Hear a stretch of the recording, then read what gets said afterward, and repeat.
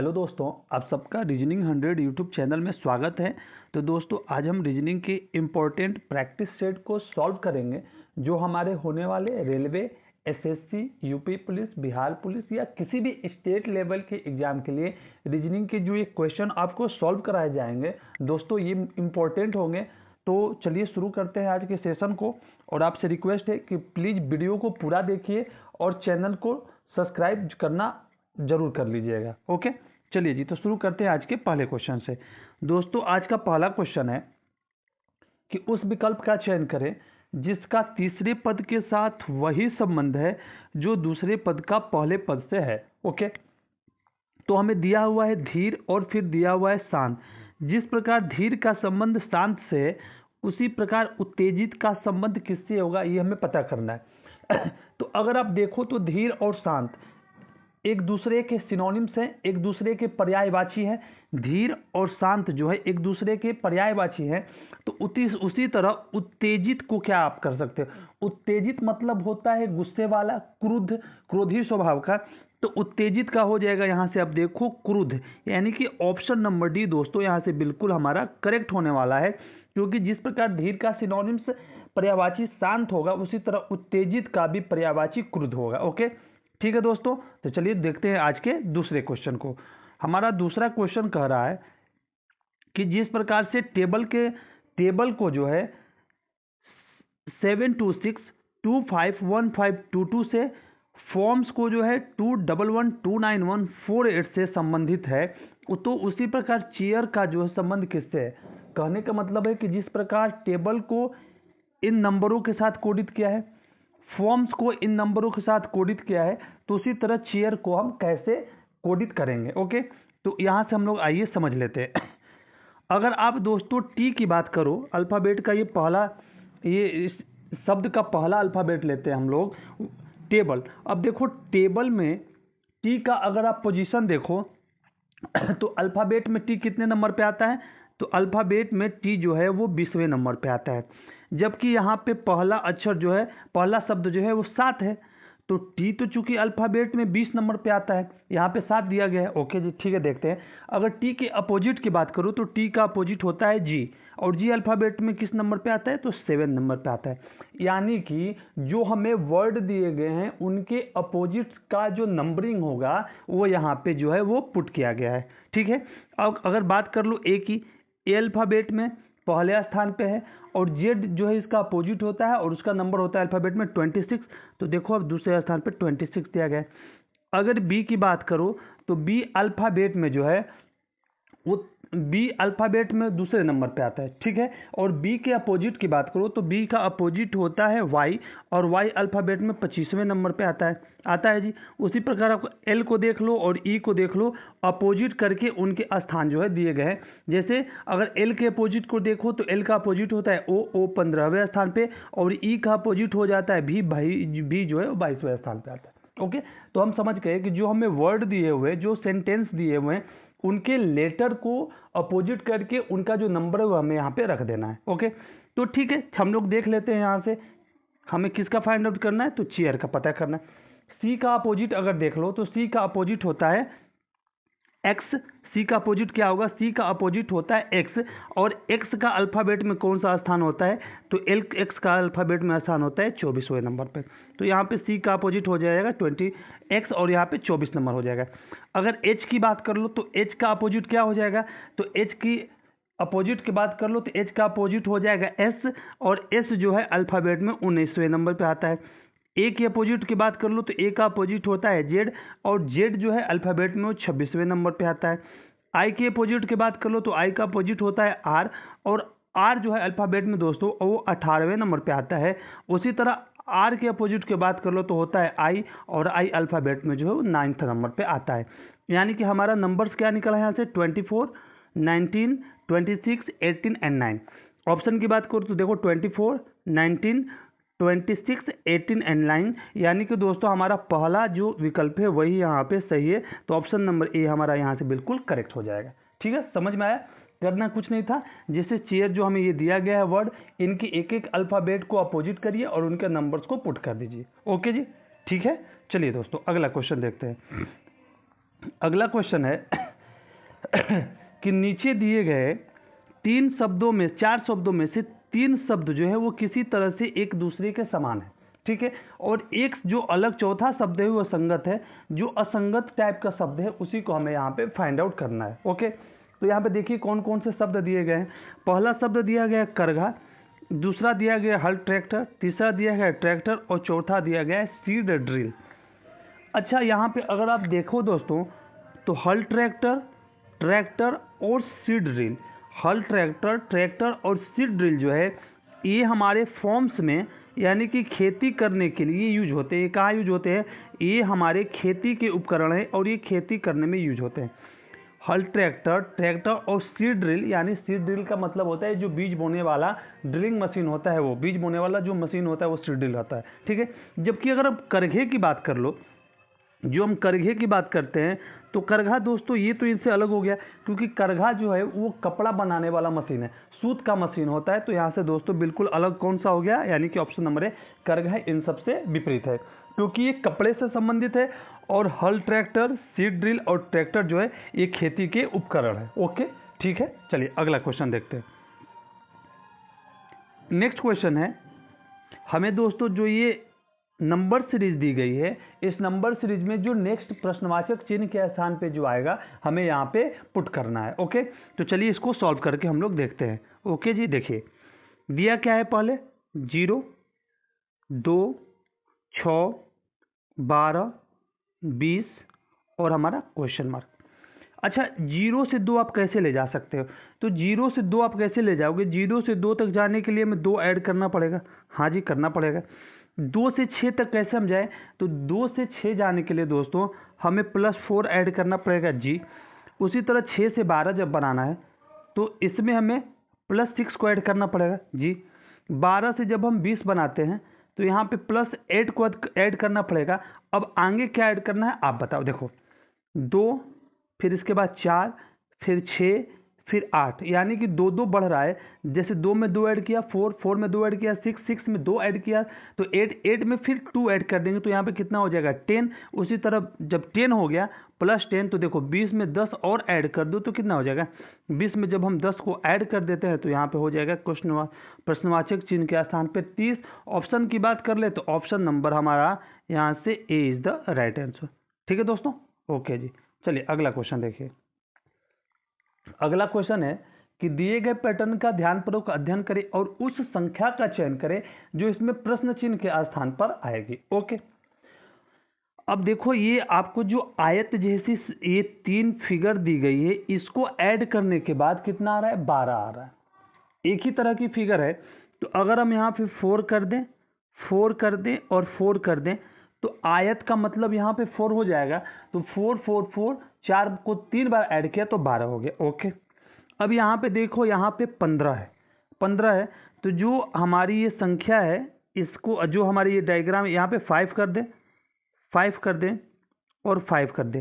जब इसको हम 3 बार 5 कर दिए तो यहाँ पे क्या आ गया, यहाँ पे हमारा 15 आ गया। ओके, यानी कि जो ये षटकोण वाले जो डायग्राम है ये हो गया हमारा, षष्ठभुज वाला जो डायग्राम है ये 15 हो गया।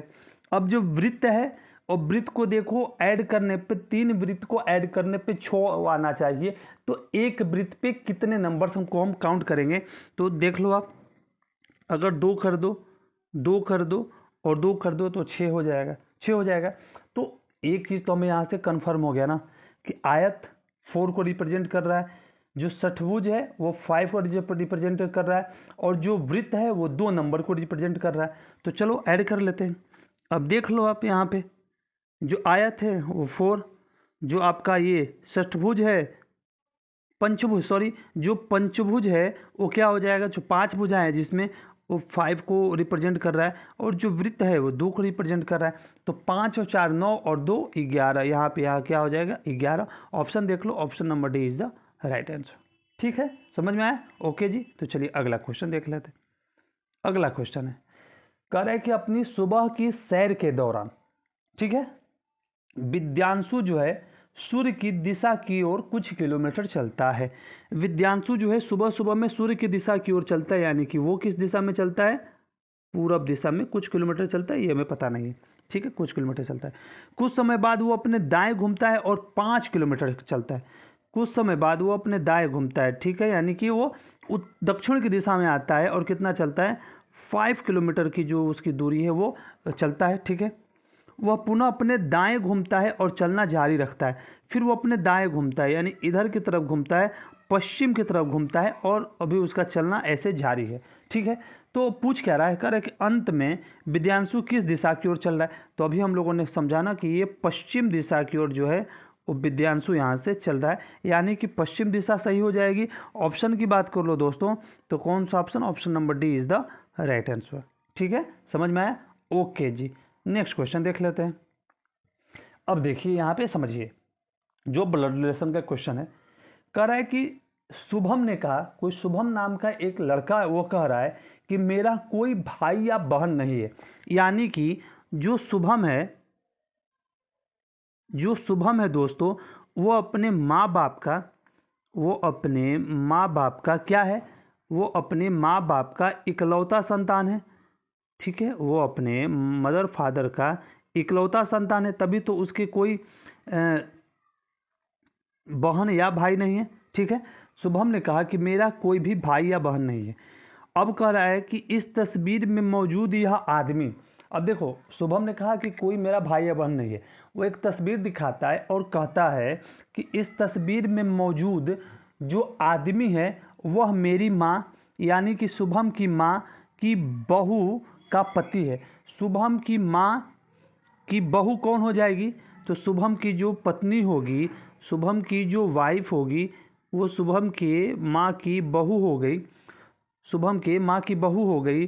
तो कह क्या रहा है कि शुभम किसकी तस्वीर की ओर संदर्भित कर रहा है, तो शुभम जो है वो खुद की तस्वीर को दिखा रहा है, खुद की तस्वीर को दिखा रहा है जी। वो कह रहा है ना कि जो मौजूद आदमी है वह मेरी माँ की बहू का पति है। तो शुभम की माँ, शुभम की जो माँ है उसकी, शुभम की माँ की बहू शुभम की खुद की पत्नी हो गई, तो वो खुद को स्वयं को दिखा रहा है, यानी कि ऑप्शन नंबर डी यहाँ से करेक्ट हो जाएगा। शुभम जो है इसमें खुद को दिखा रहा है, क्योंकि वाइफ जो है शुभम की जो बहू है, शुभम की बहू नहीं, जो शुभम के माँ की बहू है उसका पति कौन होगा, स्वयं शुभम ही होगा, ठीक है। चलिए अगला क्वेश्चन देखिए। नेक्स्ट क्वेश्चन कह रहा है कि यदि L का अर्थ प्लस M का अर्थ माइनस N का अर्थ गुना और P का अर्थ भागा है, तो जो हमें ये दिया हुआ है इसे हमें सॉल्व कर लेना है, बस कोई बात नहीं, चलो सॉल्व कर लेते हैं। अब देखो 28 है और N की जगह पे क्या दिया है, गुना दिया है, ठीक है। उसके बाद है 5। L का अर्थ क्या है दोस्तों, L का अर्थ है 5 और फिर है 5 और 50 सॉरी। P का अर्थ क्या है, यहाँ पे P का अर्थ है भागा और फिर है 5 और M का अर्थ है माइनस और फिर 4, ठीक है। चलिए ये हमने साइन को रिप्रेजेंट यहाँ पे कर दिया, तो देख लो आप यहाँ पे गुणा कर दो 28 में 5 से, तो 100 और 40 140 हो गया। यहाँ पे 50 को 5 से अगर डिवाइड करते हो तो ये कितने बार में कटेगा, 10 बार में कटेगा और -4 हो जाएगा। तो 140 और 10 को ऐड करते हो तो कितना होगा, 140 और 10 को ऐड करो तो 150, 150 में से आप 4 माइनस कर दो तो कितना हो जाएगा, 146। ऑप्शन की बात कर लो तो option number B is the right answer, ठीक है। चलिए नेक्स्ट क्वेश्चन देखते हैं। नेक्स्ट क्वेश्चन है, कह रहा है कि यदि 40 में से 35 लोग तमिल भाषी हैं, टोटल जो है वो 40 लोगों का एक ग्रुप है, उसमें 35 लोग तमिल भाषी हैं, तो निम्न में से कौन सी आकृति सर्वोत्तम ढंग से तमिल भाषियों को दर्शाती है। एक बात समझो आप, मैं आपको डायग्राम के थ्रू इसको समझाता हूँ। जैसे मान लो कि ये टोटल लोग हैं, तो ये टोटल के टोटल 40 लोग हैं, ठीक है जी, 40 लोग हैं, 40 लोग हैं। अब ये कहता ये 40 लोग हैं, अब ये देखो जैसे ये 40 लोग हैं, अगर इसका आप हाफ कर दो, देखो इसको हाफ कर दिया आपने, तो 40 का हाफ कितना हो गया, ये 20। ऐसे डायग्राम बने, देखो ये टोटल जो है वो 40 को दर्शा रहा है, इसका हाफ किया तो ये 20 को दर्शा रहा है। इससे अगर आप थोड़ा सा और ऐसे बढ़ा देते हो तो देखो एक डायग्राम आपको दिख रहा है, ये बी वाला दिख रहा है ना आपको, तो ये 35 लोगों को यहाँ से सॉरी ये भी 35 को कहाँ से दर्शाएगा, क्योंकि ये तो आपको दर्शा रहा है कितने, 30 लोगों को, ठीक है, और जो 35 लोगों की, तो ऑप्शन नंबर डी यहाँ से बिल्कुल करेक्ट हो जाएगा, ठीक है, ऑप्शन नंबर डी यहाँ से राइट आंसर हो जाएगा। तो 40 में से 35 लोगों वाला डायग्राम जो है ऑप्शन नंबर डी होने वाला है, ठीक है। चलिए अगला क्वेश्चन देखते हैं। अब यहाँ पे देखो, हमें बताया गया है कि ये वाला हिस्सा फुटबॉल खेलते हैं, ये वाला हिस्सा क्रिकेट खेलते हैं, और ये वाला हिस्सा जो है वो बास्केटबॉल खेलते हैं, और इसके आधार पे हमें क्वेश्चन दिए गए हैं। आइए उन क्वेश्चन को पढ़ते हैं और फिर उसका आंसर देखते हैं। कह रहा है कि कौन सा क्षेत्र सभी तीनों खेल को खेलने वाले लोगों के समूह को दर्शाता है। सभी तीनों खेल को खेलने वाले लोगों के समूह को दर्शाता है। तो अब देखो तीनों में कॉमन कौन है, तीनों में कॉमन किसका आ रहा है। तो तीनों में अगर कॉमन वाली जगह देखो तो दोस्तों ये देखो, ये तीनों में कॉमन है, यहाँ से है ना जी, सी जो है तीनों में कॉमन है, और तीनों जो है वो तीनों खेल खेलने वाले लोगों को सी दर्शा रहा है। तो ऑप्शन नंबर बी यहाँ से बिल्कुल करेक्ट है, ठीक है। आगे बढ़िए, ये हो गया, हाँ आगे बढ़िए। अब देखिए, कह रहा है कि 6 व्यक्ति हैं, प्रेम, अमित, राम, श्याम, तरुण और उमा में से 6 व्यक्ति है, प्रेम, अमित, राम, श्याम, तरुण और उमा में से एक ही वर्ष के अलग अलग महीनों यथा जनवरी, फरवरी, मार्च, जुलाई, सितंबर और दिसंबर में यात्रा की है। कब कब यात्रा इन्होंने की है। तो इन्होंने यात्रा की है जनवरी, फिर फरवरी, फिर मार्च, फिर अप्रैल नहीं, फिर जुलाई है, फिर सितंबर है, और फिर दिसंबर है, ठीक है। ये देख लीजिए, ऐसे हो गया, इन लोगों ने अलग अलग महीनों में यात्रा की है, ठीक है। अब यहाँ पे समझिए क्या क्या कर रहा है। कह रहा है कि प्रेम ने सितंबर में यात्रा की। प्रेम ने कब यात्रा की। तो प्रेम ने सितंबर में यात्रा की। प्रेम कहाँ है, प्रेम हाँ, यहाँ पे प्रेम हो जाएगा, सॉरी, प्रेम प्रेम ने सितंबर में यात्रा की। कह रहा है कि प्रेम ने सितंबर में यात्रा, ठीक। प्रेम और उमा के बीच केवल एक व्यक्ति ने यात्रा की है। तो देखो, प्रेम और उमा के बीच केवल एक व्यक्ति ने यात्रा की है, तो प्रेम के नीचे तो होगा नहीं कोई, क्योंकि प्रेम के बाद तो एक ही जगह है, तो एक का गैप होना चाहिए। तो प्रेम के ऊपर हम जाएंगे, तो प्रेम और यहाँ पे अगर हम उमा लिख दें तो इनके बीच में एक का ये गैप हो जा रहा है। प्रेम और उमा के बीच एक व्यक्ति ने यात्रा की है, ठीक है। तो ये भी हो गया, एक व्यक्ति ने यात्रा की है। तरुण और अमित के बीच किसी ने भी यात्रा नहीं की है। तो तरुण और अरुण जो है एक दूसरे के ऊपर नीचे आएंगे, पहले देख लेते हैं आगे। अमित ने अपनी यात्रा तरुण के बाद वाले महीने में की है, यानी कि तरुण के तुरंत नीचे अमित आ जाएगा, यानी कि 2 स्थान जहाँ पे खाली है वहाँ पे इसको पुट करेंगे। अब देखो, ऊपर वाले जनवरी फरवरी 2 स्थान एक दूसरे के नीचे खाली हैं, तो ये हो गया आपका तरुण, और कह रहा है कि तरुण के नीचे वाले महीने में अमित ने यात्रा की है, तो ये आपका हो गया अमित, ठीक है। ओके जी। अमित और राम के बीच 2 से अधिक व्यक्तियों ने यात्रा की है।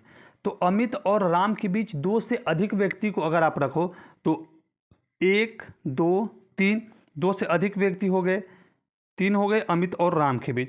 अब बचता कौन है। तो बचता है आपका श्याम। कौन बच रहा है। तो एक बच रहा है श्याम, एक श्याम जी बच रहे हैं। तो इन्हीं के बारे में शायद पूछा भी है कि इनमें से किसने जुलाई में यात्रा की। तो श्याम जी ने जुलाई में यात्रा की, कतई बारिश के मौसम में, ठीक है।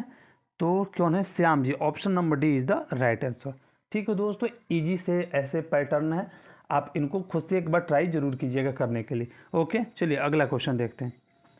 अगला क्वेश्चन है कि सभी मोबाइल, जितने भी मोबाइल हैं वो क्या हैं, वो लैपटॉप हैं। सभी लैपटॉप जो है वो क्या हैं, वो नोटबुक हैं। और सभी नोटबुक क्या हैं, वो बुक हैं, किताबें हैं, ठीक है। ये हमारा डायग्राम बनके तैयार है। अब आइए इसके आधार पे हम लोग यहाँ पे सही गलत कर लेते हैं। कह रहा है कि सभी किताबें लैपटॉप हैं। सभी किताबें जो हैं वो लैपटॉप है।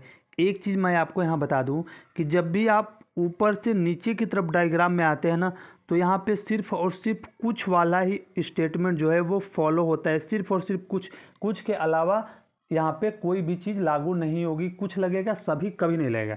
तो सिर्फ कुछ वाला स्टेटमेंट लागू होता है। तो कह रहा है कि सभी किताबें लैपटॉप है। नहीं जी, गलत है, क्योंकि यहाँ पे कुछ का स्टेटमेंट जो है फॉलो करता है। क्योंकि अगर यही कहता है कि कुछ किताबें लैपटॉप है तो सही हो जाती। ठीक है। अब कह रहा है कि कुछ नोटबुक मोबाइल है, कुछ नोटबुक जो है मोबाइल है, सही बात है, नोटबुक के नीचे मोबाइल है, और जब भी हम ऊपर से नीचे की तरफ आएंगे तो कुछ वाला स्टेटमेंट वो सही होगा, तो ये वाला सही है। अब देखिए कह रहा है कि सभी लैपटॉप किताबें हैं, सभी लैपटॉप जो है किताबें हैं। उसी तरह जब हम नीचे से ऊपर की तरफ जाएंगे तो एक तो कुछ और दूसरा सभी, ये दोनों ऑप्शन जो है यहाँ पे स्टेटमेंट सही होते हैं। तो यहाँ पे क्या कहा है कि सभी लैपटॉप किताबें हैं। ओके जी, सभी लैपटॉप किताबें सही है, यानी कि दूसरा और तीसरा जो है ये पालन करते हैं। निष्कर्ष ऑप्शन नंबर यहाँ से सी इज द राइट आंसर। ठीक है दोस्तों, अच्छा लगा, समझ में आया? ओके जी, एक लाइक जरूर कीजिएगा। अब देखिए क्या कह रहा है आपसे, कथन है और उसके आधार पर 2 निष्कर्ष दिए गए हैं और हमें पता करना है कि कौन सा निष्कर्ष जो है वो कथन को फॉलो करता है। ठीक, अब देखिए कथन क्या कह रहा है। कह रहा है कि रेस्टोरेंट एक्स ने पिछले महीने में बर्गर की तुलना में अधिक पिज्जा बेचे हैं। यानी कि पिछले महीने जो है वो बर्गर की तुलना में अधिक पिज्जा की बिक्री हुई है रेस्टोरेंट एक्स में। कथन समझ गया आपने? अब देखो निष्कर्ष इसमें क्या कर रहा है। पहला निष्कर्ष कह रहा है कि पिज्जा बर्गर से बेहतर होते हैं। अच्छा एक बात बताओ, यहाँ पे कंपैरिजन की बात हुई है क्या? नहीं, यहाँ पे सिर्फ सेलिंग की बात हुई है कि पिज्जा की बिक्री ज़्यादा हुई है बर्गर की अपेक्षा, तो ये गलत हो जाए, कंपैरिजन की बात नहीं है। दूसरा देखिए, दूसरा कह रहा है स्टेटमेंट हमारा कि रेस्टोरेंट एक्स में बर्गर की तुलना में पिज्जा खरीदारों के बीच अधिक लोकप्रिय प्रतीत होते हैं।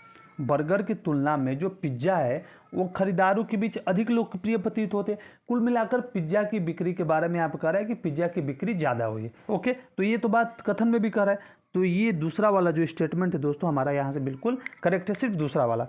देख लो आप कौन सा दूसरा में है, ऑप्शन की बात कर देख लो, ऑप्शन नंबर यहाँ से D is the right answer. Okay, केवल निष्कर्ष 2 जो है वो फॉलो कर रहा है। ठीक है, अगला क्वेश्चन देख लेते हैं। देखिए ये धारणा वाले क्वेश्चन है, वैसे है तो वही, एक कथन दिया हुआ है, उसके आधार पे 2 धारणाएं दिए हुए हैं और हमें पता करना है कि कौन सी धारणा जो है वो कथन को फॉलो कर रही है। कथन क्या है? कथन है कि त्योहार के मौसम के दौरान यात्रियों की बढ़ती मांग की पूर्ति करने के लिए चेन्नई से पटना तक एक नई हॉलिडे स्पेशल ट्रेन शुरू की गई है। यह सितंबर और अक्टूबर के महीने में सभी बुधवारों को चलेगी। यानी कि त्यौहार के मौसम है तो चेन्नई से पटना के लिए जो एक हॉलिडे स्पेशल ट्रेन शुरू की गई है और वो भी सितंबर और अक्टूबर के महीनों में सभी बुधवार को ही चलने वाली है। ठीक है, यह कथन समझ गया आपने? अब देखिए इसके पीछे जो 2 हमें धारणाएं दी गई उनको हम समझते हैं। धारणा पहली है कि अपेक्षाकृत अधिक लोगों द्वारा सितंबर और अक्टूबर में चेन्नई से पटना की यात्रा किया जाना संभावित है। ऑब्वियस सी बात है कि जब सितंबर से अक्टूबर के बीच में चेन्नई से पटना के लिए अधिक लोगों की यात्रा होनी है, तभी तो जो है वो स्पेशल हॉलिडे ट्रेन शुरू की गई है, त्यौहार है तो ये सही है भाई, ये धारणा को, ये कथन को फॉलो कर रहा है। चेन्नई से पटना के बीच चलने वाली मौजूदा ट्रेनों को रद्द कर दिया गया, ये तो कुछ कहा ही नहीं है, सीधी सी बात है। एक को टिक करिए, कहाँ देखो सिर्फ निष्कर्ष एक फॉलो करता है। धारणा एक, केवल धारणा एक नहीं थे, ऑप्शन नंबर डी में, इसको टिक किया और भाग गए। नेक्स्ट क्वेश्चन देखिए, कह रहा है कि 1 से 9 तक, कहाँ तक? 1 से 9 तक जो है, 1 से 9 तक नामांकित 9 व्यक्ति एक सीधी पंक्ति में उत्तर की ओर मुड़ करके बैठे हैं। ठीक है, 1 2 3 4 5 6 7 8 9, 9 व्यक्ति जो हैं 1 से 9 तक लगातार 9 व्यक्ति जो हैं, उनका नाम है 1 2 3 4 5 6 7 8 9, 9 व्यक्ति जो हैं वो सीधी पंक्ति में उत्तर की ओर मुड़ करके बैठे हैं। ठीक है, कह रहा है कि 8 पंक्ति के मध्य में बैठा है, तो 1 2 3 4 5, ठीक है, यहाँ पे कौन बैठ जाएगा? तो यहाँ पे 8 बैठेगा और 8 पंक्ति के मध्य में बैठा है। ठीक है, ओके, 8 पंक्ति के मध्य में बैठा है। ओके जी, कह रहा है कि और उसकी बाईं ओर ठीक बगल में, उसकी बाईं ओर ठीक बगल में और दाईं ओर ठीक बगल में 5 और 1 बैठे हैं। तो कह रहा है कि पहले उसकी बाईं ओर, तो उसकी बाईं ओर बगल में 5 बैठा है और दाईं ओर बगल में 1 बैठा है, ये भी हो गया, 5 और 1 बैठे हैं। 9 किसी एक सिरे पर बैठा है। अच्छा, 9 किसी एक सिरे पर बैठा, अब देखो कंफर्म नहीं है पोजीशन कि यहाँ बैठा है कि यहाँ बैठा, आगे पढ़ लेते हैं। कह रहे कि 9 किसी एक सिरे पर बैठा है और उसके दाईं ओर ठीक बगल में 2 बैठा है। अच्छा, अगर आप 9 को अगर हम यहाँ पे बैठाते हैं तो उसके दाईं ओर ठीक बगल में 2 बैठा सकते हैं। अगर दोस्तों 9 को हम यहाँ पे बैठाते हैं तो उसका दायां होता क्या, दायां इधर कुछ है क्या, खाली है, होता ही नहीं। तो यही वाला पोजीशन 9 के लिए बेस्ट है। ठीक है, ठीक है, चलिए ये हो गया, 2 बैठा है। करें कि 2 और 3 के बीच केवल 5 व्यक्ति बैठे हैं, तो 2 और 3 के बीच में केवल 5, 1 2 3 4 5, तो 2 और 3 के बीच में केवल 5 व्यक्ति बैठे हैं। ठीक है, करें कि 3 7 और 6 के बीच में बैठा है। 3 कहाँ बैठा है, 7 और 6 के बीच में बैठा है। 1 मिनट, 3 कहाँ बैठा है, 7 को कोई डायरेक्ट पोजीशन नहीं दिया ना जी। 3 करें 7 और 6 के बीच में बैठा है, यानी कि यहाँ पे 7 और 6 आने हैं। ठीक है, 1 और 7 एक दूसरे के बगल में बैठे हैं। ठीक है, अब देखो ये हो गया। ओ हो, अब तो बचा कौन सा है, बचा एक 4 है। 4 हमने यहाँ पे पुट कर दिया, समझ गया, हो गया जी। अब देख लो पूछ क्या रहा है कि 4 और 6 के बीच में कितने लोग बैठे हैं, 1 2 3 4 5, 4 और 6 के बीच 5 लोग बैठे हैं। Option number A is the right answer. ठीक है, समझ में आया, आगे भागिए। एक एक्स चित्र दिया गया है, कह रहा है कि निम्न एक्स चित्र समूह में दिए गए चित्रों द्वारा विकल्पों में दिया गया कौन सा चित्र निर्मित किया जा सकता है। अच्छा, यहाँ पे जो एक्स के द्वारा, एक्स में 3 डायग्राम है, 1 2 3, इन तीनों को मिला करके अब देखो विकल्प में ऐसा कौन सा है जो इन 3 चित्रों को मिलाकर बनाया गया है। तो भाई ये तो सीधा ही दिख गया, ऑप्शन नंबर सी हो जाएगा। सी को जो है वो जो हमारा प्रश्न आकृति है एक्स, उसमें दिए गए तीनों चित्रों के समूह को मिलाकर बनाया गया है। ओके, ठीक है, चलिए अगला देखिए। अगला क्वेश्चन है कि नीचे दिए गए चित्र में त्रिभुजों की संख्या ज्ञात कीजिए। त्रिभुजों की संख्या काउंट कर लो पहले आप, 1 2 3 4 5 6 7 8 9 10 11 12, यानी कि टोटल है 12। और जब ऐसे डायग्राम होते तो उसको 2 से मल्टीप्लाई करते थे, यानी कि हो गया हमारा कितना, 24। तो क्या 24 है क्या, नहीं नहीं जी, एक देखो ये 25 और ये 26, उसी तरह देखो ऊपर वाला में हो जाएगा 27 और ये 28, तो 24 और 4 और हो गए, 2 ऊपर 2 नीचे, तो कितना हो गया, 28 हो गए।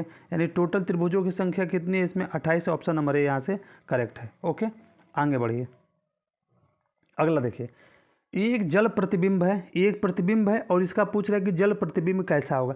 तो जल प्रतिबिंब कैसा होगा, उल्टा करो ना, जो ये खांचे खांचे वाले हैं ये नीचे आएंगे, ब्लैक नीचे आएगा। तो खांचे खांचे वाले और ब्लैक नीचे कहाँ है, ऑप्शन नंबर में है। ठीक है, सही है, और कोई दूसरा होगा नहीं। आगे बढ़िए। अब देखिए क्या कह रहा है, अब का दोस्तों आज का एक लास्ट क्वेश्चन है। कह रहा है कि एक ही पासे की 3 अलग अलग स्थितियां दर्शाई गई है, उस अक्षर का चयन करिए जो यू के विपरीत फलक पर मौजूद होगा। यू के विपरीत फलक पर जो मौजूद है वो यहाँ पे देखिए। तो देखो यू कहाँ है, यू दूसरे में है, और ठीक है, तो यू यहाँ पे देखिए, दोनों में पहले इसमें और इसमें कॉमन क्या है, पहले हम कॉमन ढूंढते हैं। तो क्यू यहाँ भी कॉमन है, क्यू यहाँ भी कॉमन है। ठीक, तो हम जब जो कॉमन होता है उसके क्लॉकवाइज हम घुमाते हैं। तो क्यू के क्लॉकवाइज क्या घुमा, एस घुमा, और फिर इसको जब हमने घुमाया तो क्यू के इसमें दूसरे में क्लॉकवाइज क्या घुमा, आर घुमा, तो एस के अपोजिट आर हो गया। ठीक है, हमें किसके अपोजिट चाहिए, हमें यू के अपोजिट चाहिए ना जी। ठीक है, अब यहाँ देखो एस के अपोजिट गए, पी आया। अच्छा, यहाँ पे फिर आए क्लॉकवाइज आर के, तो यू, तो ये यू के अपोजिट क्या हो जाएगा, यू के अपोजिट पी हो जाएगा। ऑप्शन नंबर डी यहाँ से बिल्कुल करेक्ट है। ठीक है, खत्म हो गया। तो दोस्तों देखिए, जो भी इम्पोर्टेंट क्वेश्चन थे आज के लिए, उन सबको हमने अच्छे से आपको एक्सप्लेन करने का प्रयास किया। ठीक है, तो अगर आपको ये सेशन पसंद आया तो प्लीज़ आप हमारे यूट्यूब चैनल रीजनिंग 100 को लाइक शेयर और सब्सक्राइब दोस्तों ज़रूर करिए। ठीक है, और जो प्लेलिस्ट में जाके देखिए, डेली आपको रीजनिंग का एक प्रैक्टिस सेट कराया जाता है। ओके, ठीक है, चलिए मिलते हैं कल के नेक्स्ट सेशन में एक और प्रैक्टिस सेट के साथ और कुछ इंपॉर्टेंट क्वेश्चन के साथ। ओके, चलिए बाय बाय।